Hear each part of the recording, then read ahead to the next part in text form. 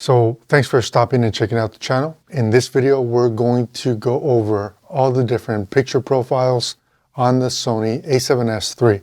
So we're going to start with picture profile 1 and work our way all the way to picture profile 10. And I'm going to add my little commentary. What I did is I took the exact same clip in the exact same scenario where I could control the light on the interior, but obviously there's a window with sunlight and stuff in the background that I cannot control because I can't control the sun. Also, I don't have modifiers that would have allowed me to create enough control around the tree in our backyard so that I could have had more consistent background. But the entire test was shot within a 30-minute window. So the background should really not fluctuate that much. But if you guys are looking for a scientific, this is exactly the exact same conditions across all 10 picture profiles, this is the wrong video. What I'm doing this for mainly is as a reference for me so that I know what I can use in what types of scenarios. So a lot of times I do that with my YouTube videos where I'm actually doing it, and this is sort of my way of taking notes without actually taking notes.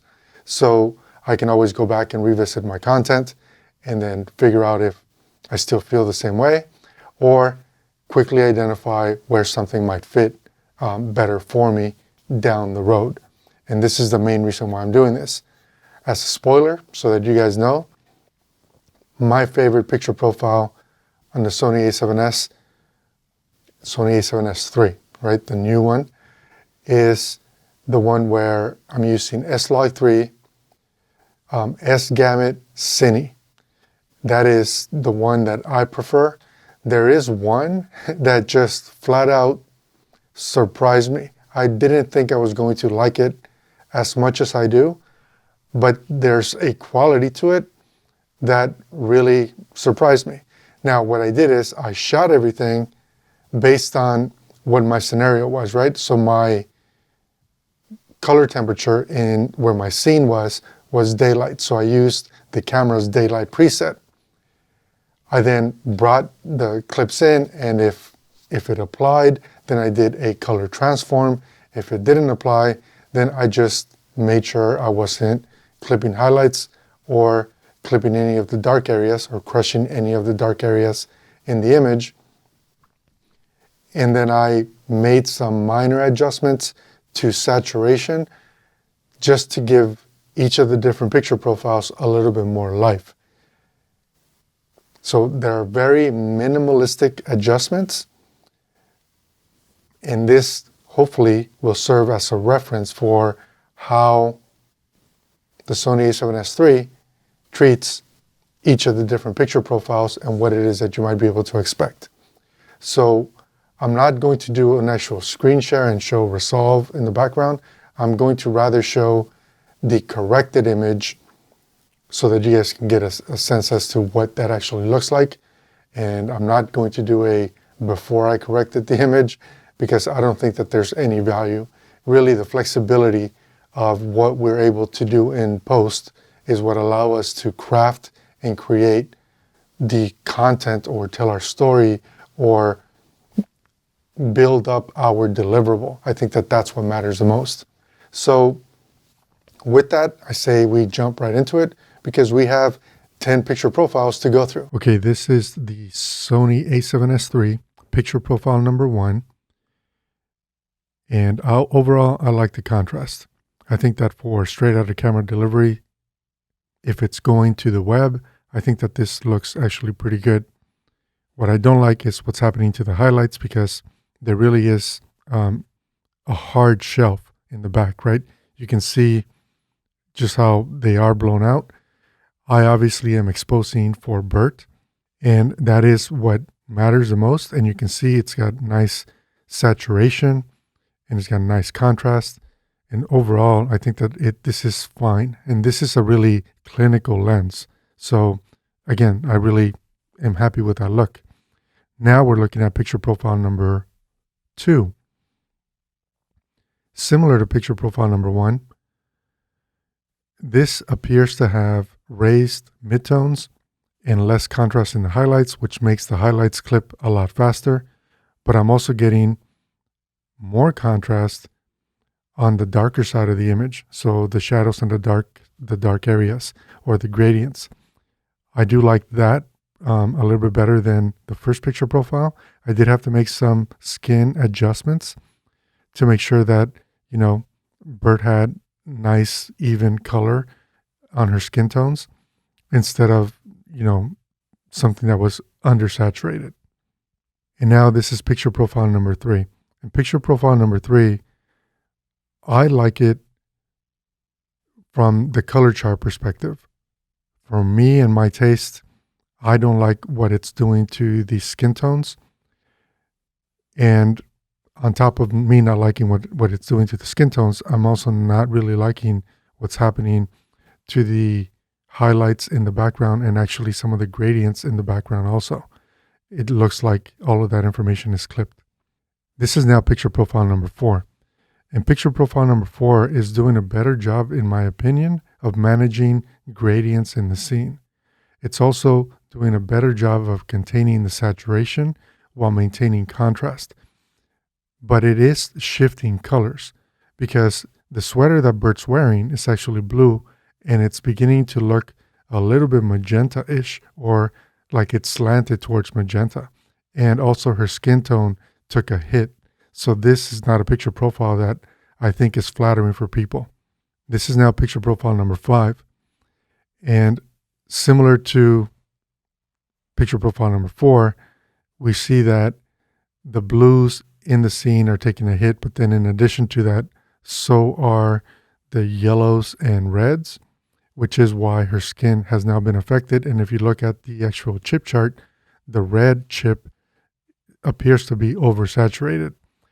And of course, our highlights are clipping much faster in this picture profile, which is also something interesting and maybe not the right picture profile for people. This is picture profile number 6. And for my taste, this level of saturation is actually more flattering. I like a little bit less saturated, but nice amount of contrast. And I feel like this is kind of a balance of those two. What I'm not sure about is why the blue sweatshirt is, leaning towards magenta.